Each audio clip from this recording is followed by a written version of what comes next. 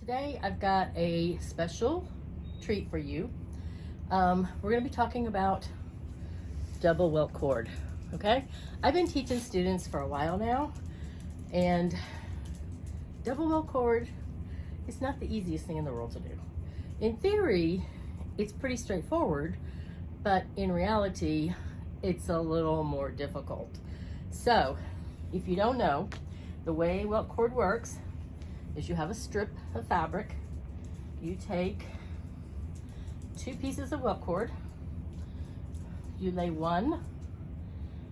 I do it about 1/3 of the way over, and I fold it over, okay, like that. And I take my second cord and I lay it right next to the other cord, but it actually sits on top of the folded piece like this, okay? So then when you get ready to sew, you flip this over, you put this under your foot of your machine. In my case, I have a double welt foot, so I'll be doing that, putting it under that foot and sewing right down the center. But what happens is these tails, they twist, and you have to stop every so often and kind of reposition them and get them folded over and keep them all nice and tight. So that is where the problem comes in, is keeping these all straight and neat. Sometimes they actually get twisted around. You can't even figure out which one is which. So I have come up with a really great little trick to help with this.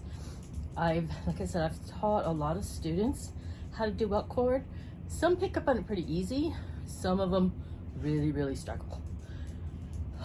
It's really frustrated me through the years not to have any way to help them, to give them some trick to make it easier. But I used to just say, you just have to keep practicing it. It will come eventually, but you have to practice it. Now I do have some friends that will use a wider strip, and that does, honestly, it does make it a little easier, okay, because you have a lot of fabric there to work with, and it's much easier when you have more fabric to work with it and flip it over. But this wastes a lot of fabric, okay? And I mean, that's fine if that's what works for you. Absolutely, do what you got to do to make it work for you. But this does waste a lot of fabric. Fabric is expensive. Also, I really love using my 2-inch wide ruler to lay on my fabric and just quickly mark out my rows, and then I can cut them, and it makes short work of marking and cutting my welt strips. So I really like to stick with my 2-inch wide welt cord strips, and I now have a trick to make it easier. So we're gonna go over to the sewing machine and I'm gonna show it to you, and I hope it helps you with your welt cord issues. Okay, we're ready to make this work. So this is what we do. I have my strip here, and what I'm gonna do, I have my two strips of welt cord. I'm gonna flip this over. I'm gonna take one of these strips, set it aside for a second. I'm gonna take this one. Okay, so what I do is take this and I fold this over 1/3 of the way.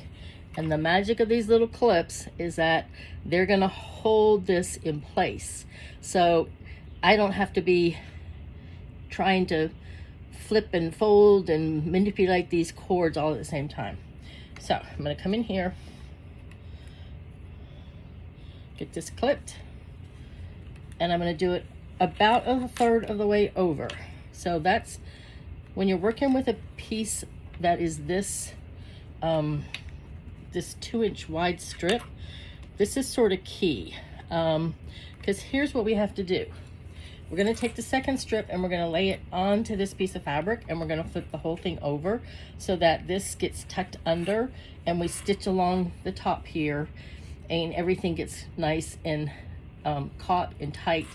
But the problem is that if you fold this over more than a third, something like that, and you try to put this in here and flip it, look what happens. You don't have enough fabric left to catch this tail. Sometimes you don't catch that on the back side because you've made your fold too thick.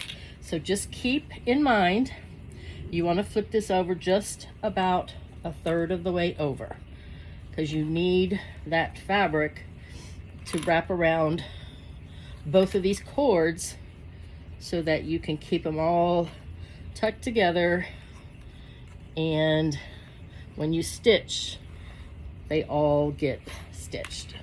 Okay, so we've got our cord clipped. Now we take our second cord and I lay it right here next to this. I have to unclip this first piece, but I'm going to hold it nice and good. Okay, I'm going to flip this over and I'm going to go right under my foot. I have a double welt foot on my machine. If you don't have an industrial machine, and if you don't have a double welt foot for your sewing machine, you can do this with the home sewing machine. You're going to use your regular flat foot, and you're going to just put it down flat on top of this and position your needle right in the center and just sew straight down this cord. So you just have to make sure that as you're sewing, you kind of keep it straight so you're hitting the center of the cord. The double welt foot has the two channels underneath, so these cords are riding in that channel. All right, so here's the other thing that's important. I've got this flipped under. I'm holding with this finger, with this thumb, I'm holding this onto this piece of onto this little lip of this fabric that's folded over. That helps me keep all of this nice and tight so that when I flip, I keep it tight. And see, I've got enough over here that tells me I'm going to catch everything when I sew it, and it's going to be all nice and tight. So we're going to start stitching, and I am going to come all the way down to this next clip before I'm not going to take it off yet.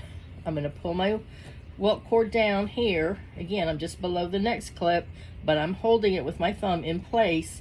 Now I can pull this out and tuck this, okay? And if I want, I can go on and pull this one out as long as I've got this all held in place. And see, I can even take my little fingers and kind of scooch this out and tighten it up a little bit.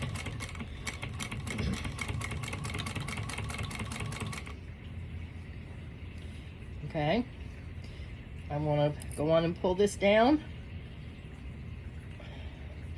roll it over, have it nice and tight, sew some more, go down to the next one. Again, I'm holding it, and I'm even kind of pulling on this because that helps to snug all this up as I'm turning it, and sew a little more. And I'm sewing right down to where I'm holding it with my finger, and then I stop. And see, if I pull on this just a little bit, it really snugs that in there. So I make sure I have this nice and tight. Okay, get to the last one.